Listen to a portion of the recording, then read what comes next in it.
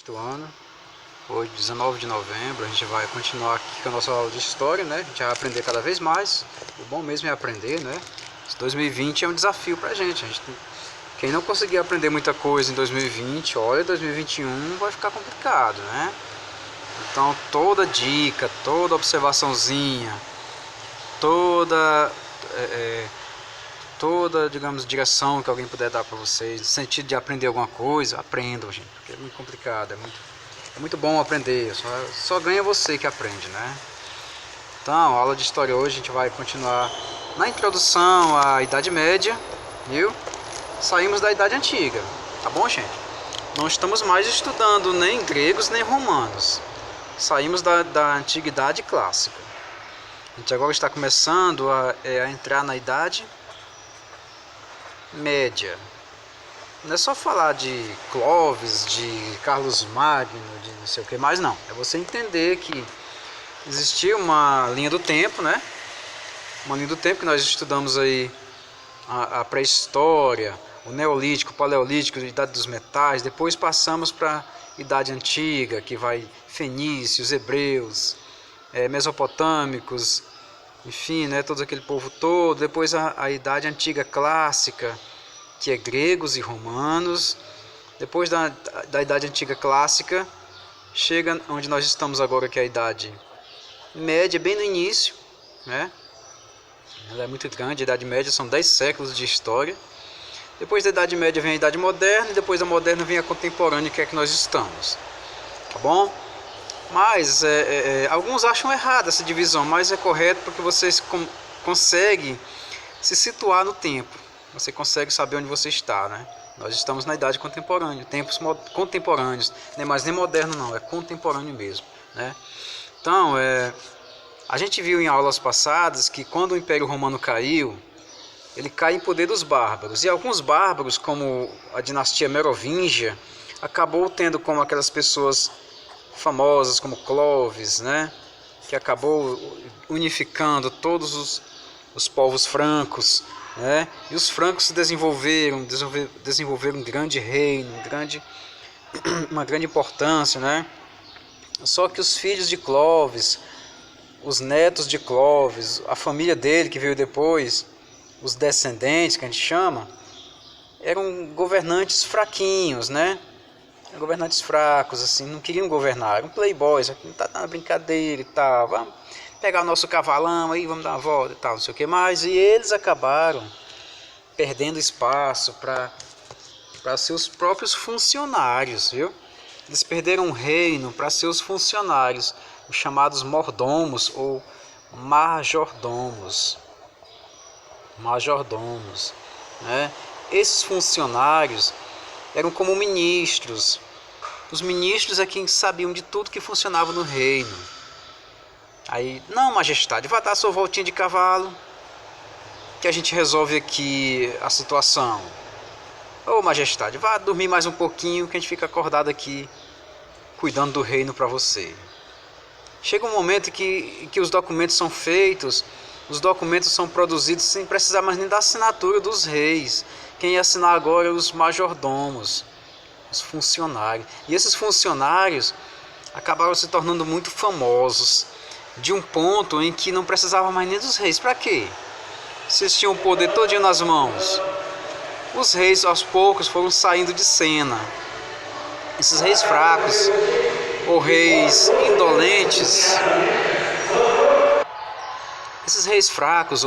indolentes, né, aos poucos foram perdendo seu espaço e foram embora. Foram morar na chapada, no ranchozinho, no sítio, e deixaram governando os filhos dos majordomos. E o mais famoso desses descendentes de majordomos foi Carlos Martel. Aliás, o primeiro, o pioneiro aqui, né? O primeiro que foi governar. Que não tinha sangue real, mas ele governou os reinos ali que pertenciam aos merovingios, dando início a uma nova família, né? A família chamada de carolíngios.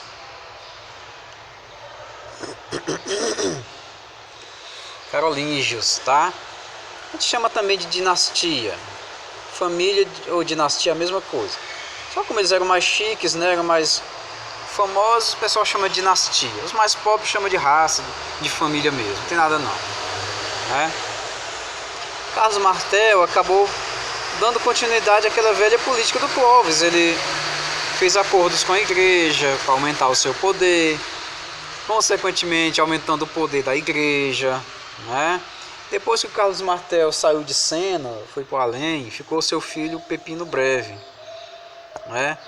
Que embora, que apelido feio, professor, Pepino, o nome do cara era esse mesmo, Pepino, o Breve, e ele aumentou mais ainda o poder da Igreja Católica, criando os estados do Papa, os estados pontifícios, né? Que ficava lá na Itália, os chamados estados pontifícios, o chamado patrimônio de São Pedro, né? Aquele estado ali, ele acabou quando a Itália se unificou. Antigamente não tinha um país chamado Itália, só a região lá, só a península, né? E os estados do Papa lá, os estados pontifícios. Depois que Pepino Breve saiu de cena também, o filho dele assume, o Carlos Magno. Esse aqui foi o mais famoso dos reis da dinastia carolíngia, tá? E ele tinha muita habilidade para governar, tinha muita inteligência, o cara era muito esperto, ele não deixava o reino dele na mão de ninguém não. Apesar de não ter linhagem real, o sangue de Clovis e os Meroveus, né? Ele tinha lá suas qualidades, ele tinha muita esperteza e ele começou a ajeitar aqueles funcionários dele. Ou seja, ele começou a pagar aqueles favores mais importantes, como defesa, como cobrança de impostos, através do benefício. O que é esse benefício? Esse benefício, ele dava uma doação de terra para alguém, né? Ó, fulano, tu vai ficar com essas terras bem aqui, você fez um favor muito grande aqui pra gente, pro nosso reino, vou te dar de presente essas terras ali ao redor de um riacho, muito lindas e maravilhosas, a região ali da Gália, que antigamente não tinha França não, a região lá era Gália, né? Fica lá tranquilão, sossegado, vendo o sol amanhecer, faz lá tua choupana, faz lá tua casinha. O nome disso era benefício, né? A pessoa que recebia essas terras aqui, esse benefício, tinha que jurar no meio de todo mundo que ia obedecer às ordens do rei, né? Tinha que jurar perante a igreja, tinha que jurar perante os presentes, todo mundo ali que ia obedecer ao rei, dando a própria vida se tivesse uma guerra para proteger o rei. Viu? Isso era o benefício. Eu te dou um benefício, fulano, só que tu vai ter que jurar fidelidade a mim, tá bom? Essa parte a gente vai ver com mais cuidados. Havia, digamos assim, toda uma festa, todo um ritual para entregar um benefício, um documento que dizia: fulano, você respondeu as atividades durante o ano todinho, você assistiu às videoaulas, você merece um benefício, você vai ter que receber agora esse documento assinado pelo rei, né? Onde você vai ter direito aí a um sítio para você morar com sua família todinha. Aí o cara fica morto de alegre e tal. Só que se bater uma batalha, você vai ter que proteger o rei aqui, Carlos Magno.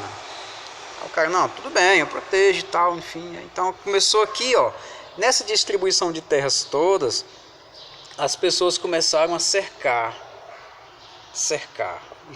cada vez mais com medo de invasões.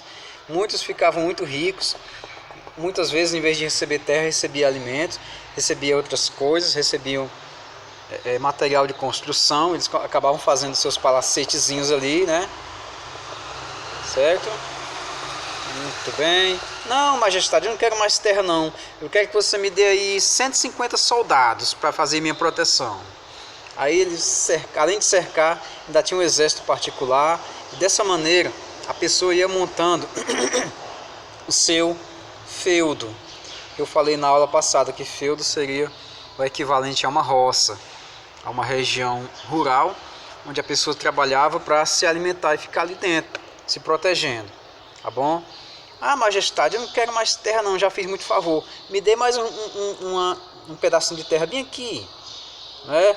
Para eu plantar umas árvores, ali vai ser meu bosque, onde eu vou caçar, fazer minhas caçadas, e vou também fazer meus torneios, né? De um lado eu boto um cabo com a lança, do outro lado eu envio outro cabo com a lança, um tibafo, derruba o outro ali, poft. Aí todo mundo bate palma, vai aplaudir, não sei o que. Aí o rei, tá bom, eu deixo. Só que você vai ter que fazer o seguinte: do lado daqueles torneios, você vai construir uma capelazinha para homenagear a igreja do meu avô.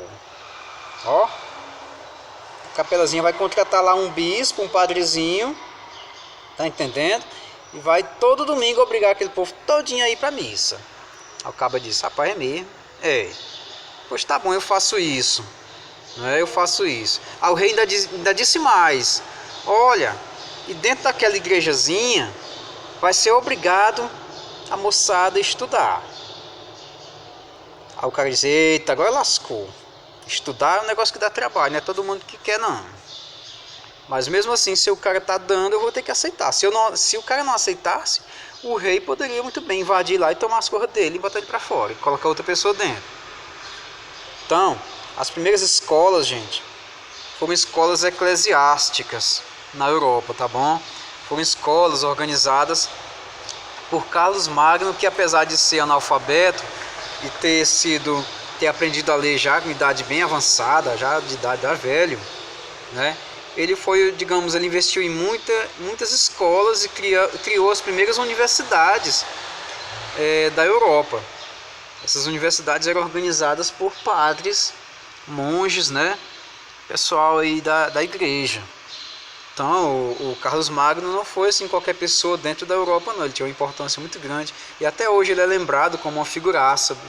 E a Igreja Católica não ficou de fora dessa história, não. Ela quis também ganhar a sua importância. E é que ela fez? Rapaz, Carlos Magno, bora conversar bem aqui uma coisa. Você é um caba famoso, você é uma pessoa que todo mundo respeita, todo mundo dá o maior 10, dá o maior like aí pra você, que você é o cara, né? Vamos fazer o seguinte: no Natal do ano 800, né, a gente tem uma proposta para você. Você quer ser rei dessa região todinha? E a gente ainda coloca uma coroa na sua cabeça, uma coroa de ouro. Em nome de Deus, foi Deus que mandou coroar você? Ao Carlos Magno, rapaz, eu quero. Então, o pessoal da igreja fez exatamente isso. A igreja coroou Carlos Magno como imperador do Sacro Império Romano Germânico. Ou nomão comprido, mas é isso mesmo, sagrado, sacro é sagrado, viu gente? Sacro, sagrado, Império Romano Germânico. Agora o Carlos Magno era o maior imperador do Sacro Império Romano Germânico. Isso com o aval e os cuidados da Igreja Católica. Nesse tempo não tinha protestante ainda não, viu gente? Nesse tempo a Igreja Cristã era composta apenas por católicos e ortodoxos. Os ortodoxos ficavam lá do lado de lá. A gente vai ver isso aí na próxima aula, tá bom? E dessa maneira bem aí, o Carlos Magno, morto de alegre, resolveu então, não, eu aceito, cara, eu vou ser imperador de uma bagaceira de terra dessa, quero na hora. A Europa todinha, desde a Itália até o topo do norte. Deixa eu mostrar aqui o mapa para vocês do reinado de Carlos Magno. Eita, mas é grande. Aqui no nosso livro, no nosso livro tem também, não tem não. Aqui, deixa eu mostrar aqui nesse almanaque, né? O reinado de Carlos Magno. Olha o tamanho. Tudo isso aqui, essa parte laranjadazinha aqui, era reino do Carlos Magno. Essa parte vermelha é Império Islâmico. Os islâmicos a gente vai estudar lá no próximo ano. O pessoal do islamismo, de Maomé, de Alá, enfim. Mas essa parte todinha aqui da Europa é parte do Império de Carlos Magno. Desde a Bretanha, Paris, Poitiers, Reino dos Francos aqui, tudo é dele, os saxões. Então olha só, naquele tempo não tinha o nome dos países não, mas tinha o nome das cidades. Paris, do lado de cá tinha Oxford, no rumo de cá tinha Barcelona, no rumo de cá tinha Frankfurt, enfim. Aqui tinha Veneza, tinha Gênova, que é a parte da Itália, né? Mas o nome de país não existia nesse tempo. O reino da Itália, mas é o reino dos estados do Papa. O cara botou aqui, mas é o reino dos estados do Papa, tá bom? E assim, para a gente compreender direitinho, eu achei a melhor maneira esquematizando dessa forma, viu gente? Mas tudo isso aqui tá no livro de vocês, tá bom? Qualquer dúvida, você vai lá na página 138, que você vai encontrar essa historinha todinha, toda definidazinha. É bom você fazer a leitura também para você fixar melhor. Então, como eu falei para vocês, vamos aprender para a gente não ficar só passando por cima das coisas, tá bom? E qualquer dúvida, vocês coloquem no comentário que a gente vai tirar a dúvida de vocês, tá beleza? Então essa aqui foi nossa aula de hoje. Falamos de Carlos Magno, falamos do seu reino, da maneira que ele... Na próxima aula a gente fala mais sobre condados, ducados e marcas, e também fala mais de como ele fazia essa festa do benefício. É uma festa de arromba danada. Eita, festa danada. Para a pessoa receber tudo isso aqui, ó. É legal, né? A pessoa ganhar de presente um território enorme para fazer palacete. A igreja, e o pessoal da igreja ainda financiava a construção da capelazinha. Era bom demais, né? Beleza, então ficamos por aqui. Se cuidem. Bom dia para todos.